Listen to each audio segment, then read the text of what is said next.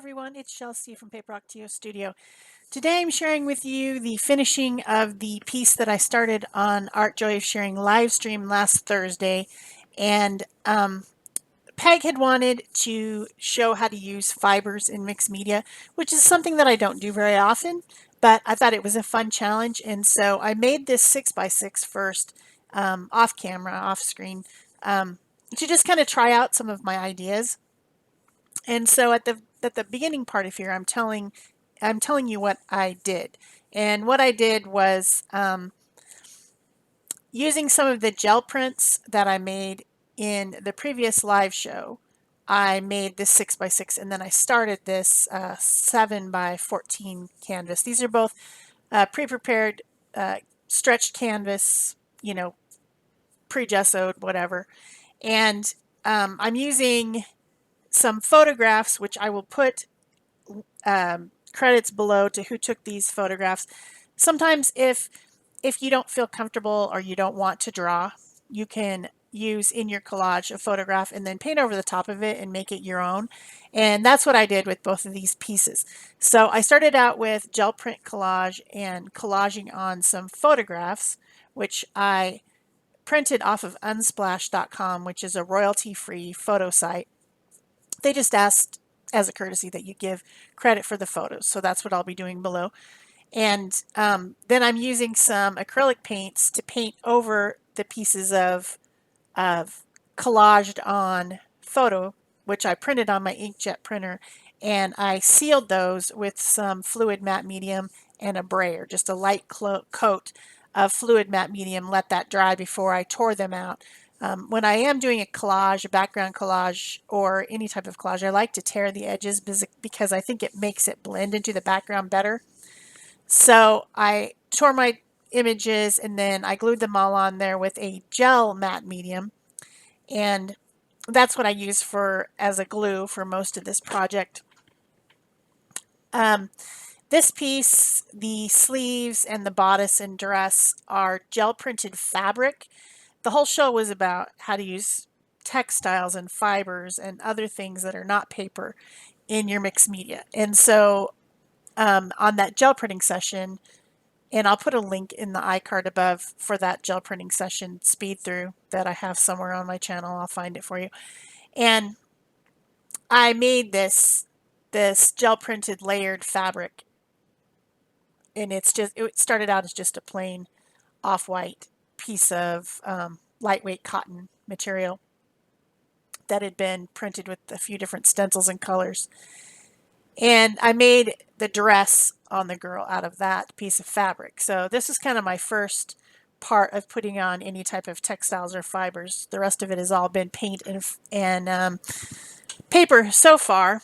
And all those papers were made during that gel printing session that we had on Art Joy of Sharing 2 weeks ago, I guess.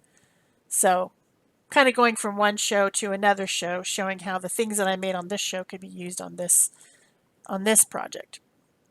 So I'm attaching the fabric using matte gel medium. It's more like a paste. It's a thicker glue. It's basically a heavyweight acrylic paint with no pigment in it. I'm also attaching some lace.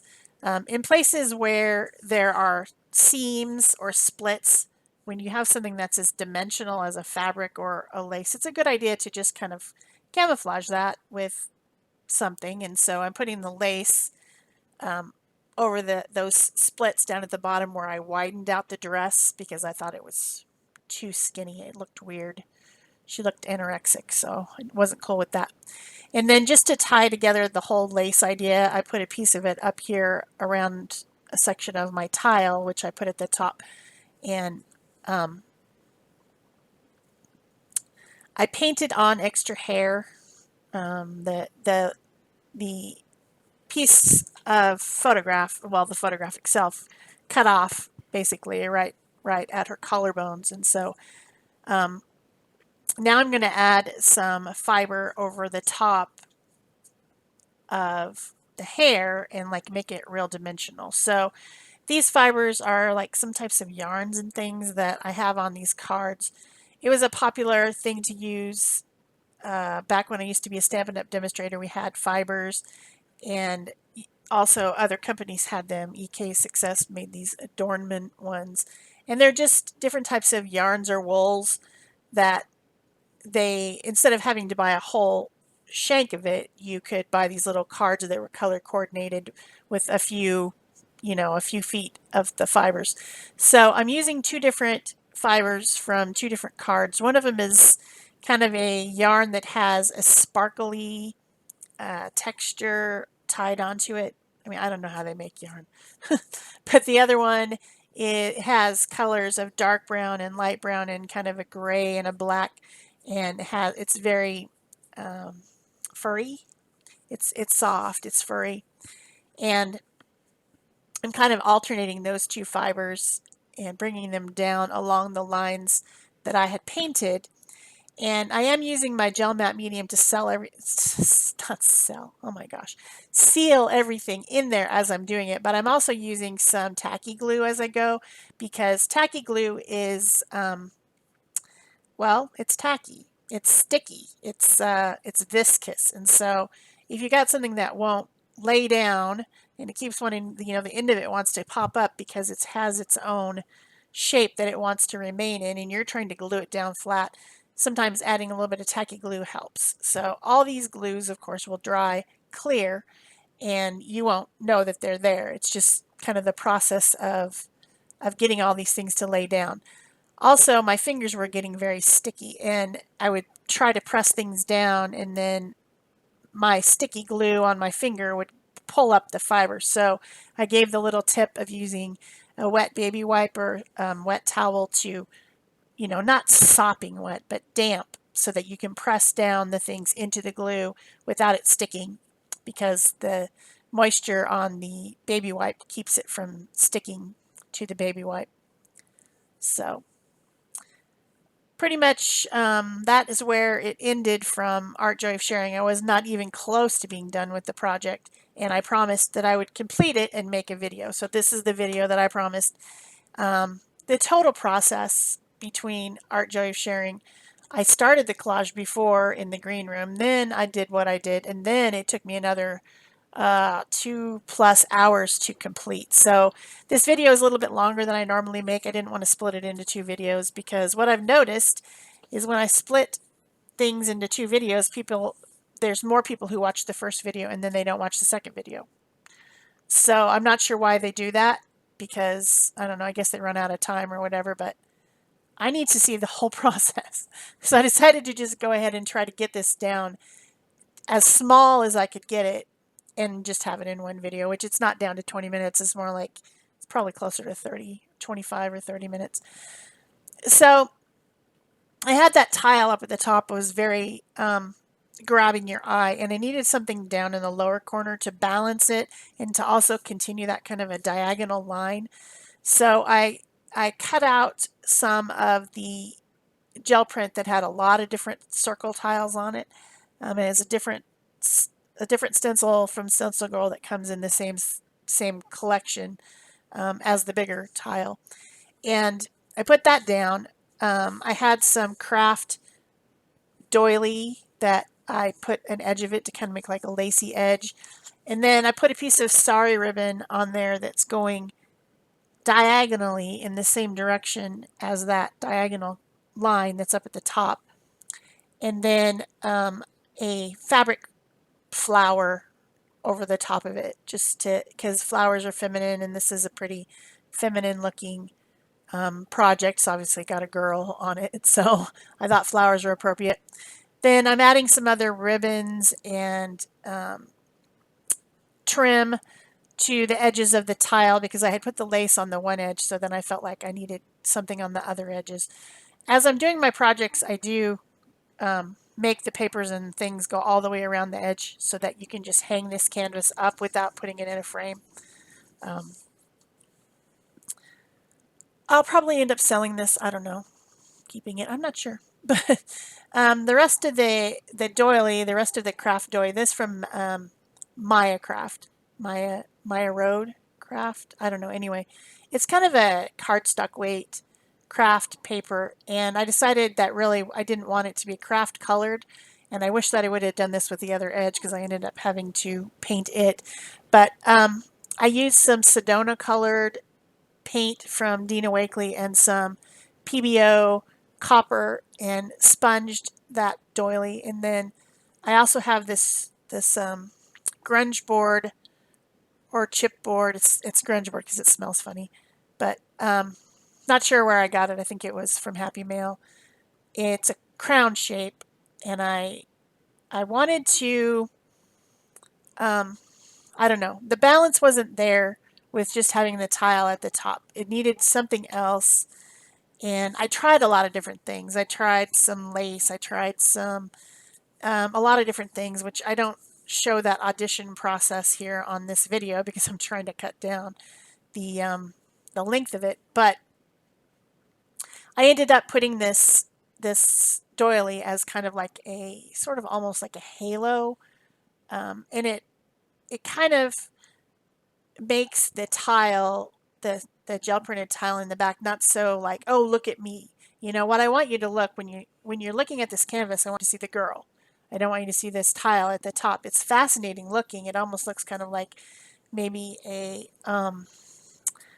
stained glass window or something, and it makes a great background, but it was drawing too much attention. So by adding that doily, it's kind of the same type of an idea as those tiles and shapes. It's that same type of a shape, but it makes you look at the girl instead of the tile. I don't know if I'm making sense. I hope I am, but there's a reason for the things that I do.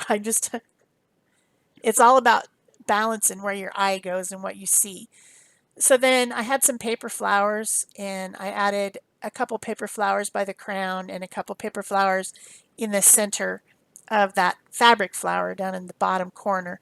And now I feel like everything is balanced, like it's all flowing together. You kind of start at the top and your eye flows down through the girl and out the bottom of the flower, sort of. And so that's just something that you kind of learn as you go. It's just, and it also is personal preference. Someone else may not like the way this is laid out at all. They may think I did a terrible job, but this is the way it felt right to me. So then the thing about the skin, whether you've drawn the picture or whether you've collaged on a photograph and painted over it, it takes a lot of layers to really try to bring out a luminescent skin. You just got to put a lot of layers on. So my next layer is water-soluble crayon blended with acrylic.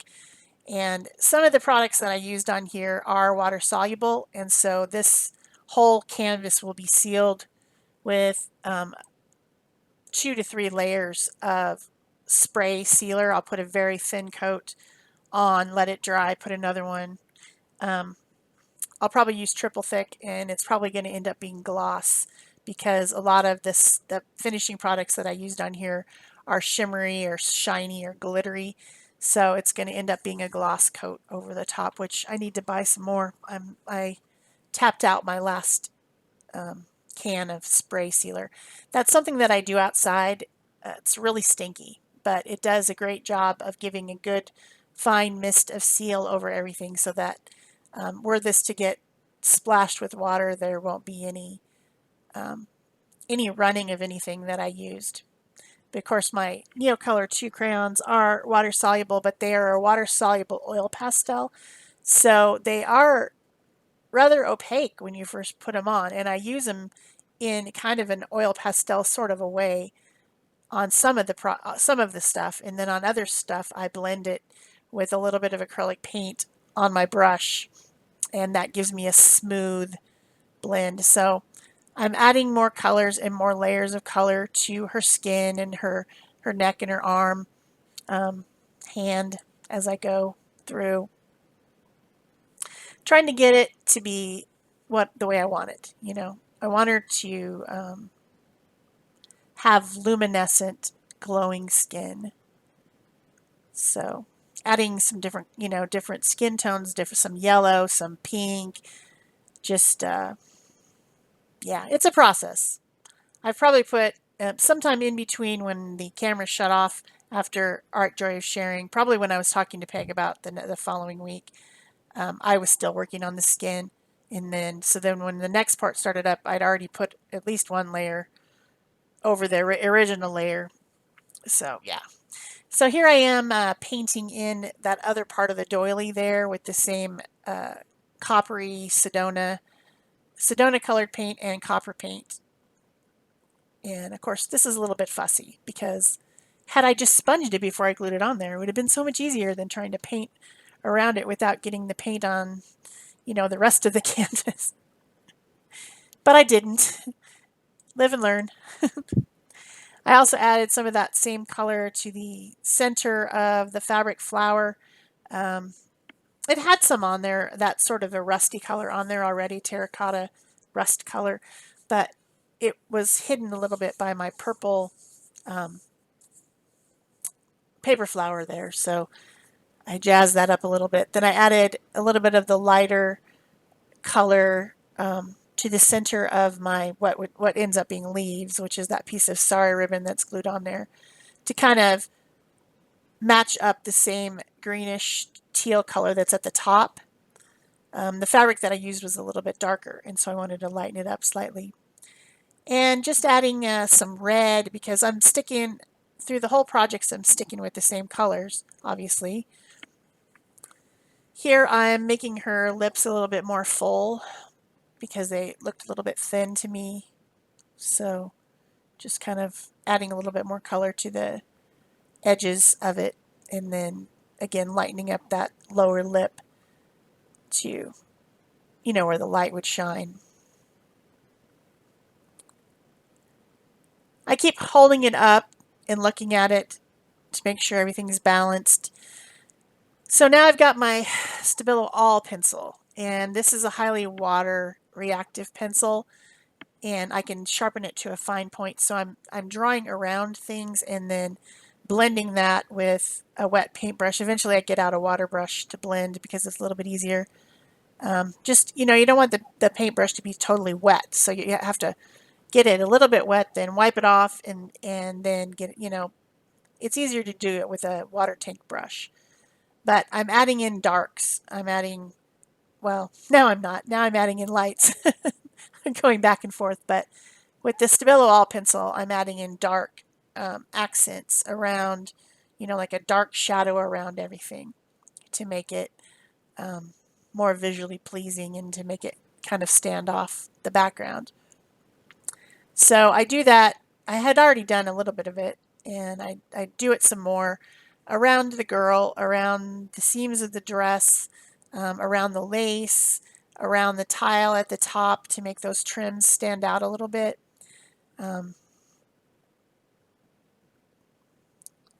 Just blending and blending so that it's not a harsh line, but gives kind of a shadowy effect around the top of the halo and the crown.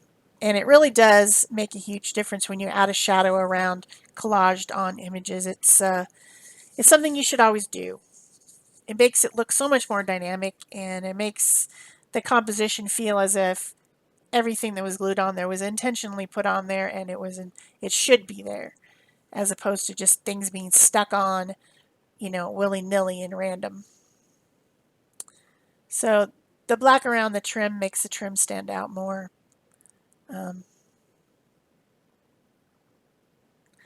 Around her, I'm putting the black, but I'm blending it in it so that it doesn't look like illustration lines as much as a shadow, although it still kind of does look like illustration lines because I'm an illustrator.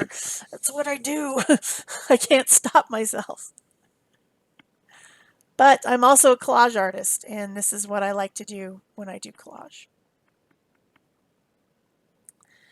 Then I've got some metallic gold paint still left on the palette, and I'm dry brushing that over the lace trim, and also the other trim was silver colored, and I needed to change it to be, more within the warm tones rather than that cool silver. Just did not match at all. But what I wanted was the dimension of the pattern of the trim, and I'm not so concerned about the colors because I can always change the color of anything that I put on there with paint. So I'm not always concerned about the colors. sometimes I leave things the color they are, like the ribbon up at the top is the exact match for that greenish tealish color, and it has some cute little hearts on it. So I left it how it was, but then with like the silver trim, I painted over it. So now I'm adding some highlight and shadow to that gold crown at the top, using some light yellow on the side that the light would be coming from, and then some ochre color on the other side, just to give it more dimension. And I also added kind of like a little pattern around the base of it. And now I'm adding all the embellishments, and this was a long process. You better believe it. Beads, stick-on gems, buttons. I put a button to the center of the flower down below, and then a stick-on gem on top of that to hide the two little holes that buttons have where you know, sew it on. That little color coordinated kit that's in the bottom right hand side is from, oh gosh, I'll link it in the description box below. I also gave her a Monroe piercing.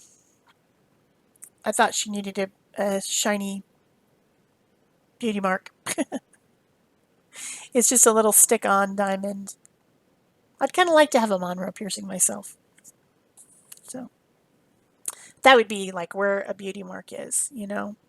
People used to stick beauty marks on their face back in the, I don't know, probably 50s or 60s. But nowadays you just get a piercing and wear a little stud in it or something, which I would wear. If I got one, I would wear a little diamond in it.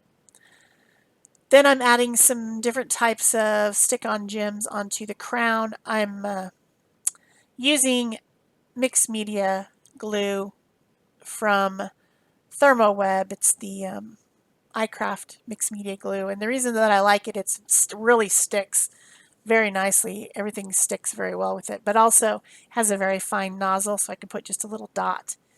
And these gems have sticky stuff on the back, but I want to actually glue them on as opposed to just, you know, like if it was a card or something, I would just use the sticky on the back to stick it down, but I want it to be a permanent fixture there, so I'm using it with a little teeny tiny dot of glue. This is fussy. This is very fussy work, but it does really add to your final product to have all these little things, bits and bobs. Now I'm giving her a pearl necklace using some pearly beads from this little kit that I have. And I have a pickup tool there that I'm picking them up with. It has sticky stuff on it that helps you pick it up.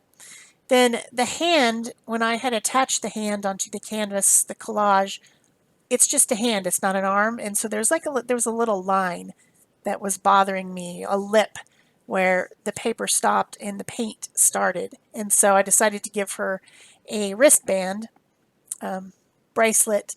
So I used some kind of crocheted lace and then put some little stick-on gems in the appropriate colors, red, green, purple, colors that are used in the composition. Decided she would have more pearls, so glued those on and then put a little stick-on gem down at the bottom like it's a little pendant. I also found this, I think it's a charm, that's what it is. It's a charm that's like a bow and a heart, and I thought that that would look cute right at the bodice of her dress. So I glued that on. It's silver. I'm going to change the color of it, obviously, because nothing else on here is silver. And I use these gilding waxes. This is Inca Gold, to add some more shimmer and to change the color of things and highlight things. So I first started with kind of coppery bronze one, and I changed the silver charm into coppery colored. And then this one is called Old Silver, but it's actually gold. It's like a bright gold color, and I'm using it for highlights on all kinds of things, all over the place. I'm putting that one on all over the place, even on her face. Just using my finger as an applicator. And that's just It's like, you know, the gilding on the cake. Okay, the frosting on the cake. So then up at the two corners, I didn't quite like how the collage ended, and so I'm adding a little bit of paint with my finger, some lavender paint to just kind of blend in those corners a little bit. And then I end up going over it also with a little bit more stenciling with some light yellow color. So I hope you've enjoyed this. Please remember to give me a thumbs up, leave me a comment below, subscribe if you haven't already, and of course share if you want to. This is a fun project that I think anyone could do, and I hope that you try it. And what else? Do I have anything else to say? I don't think so. That's it for me. There's close-ups coming up at the end. Bye-bye.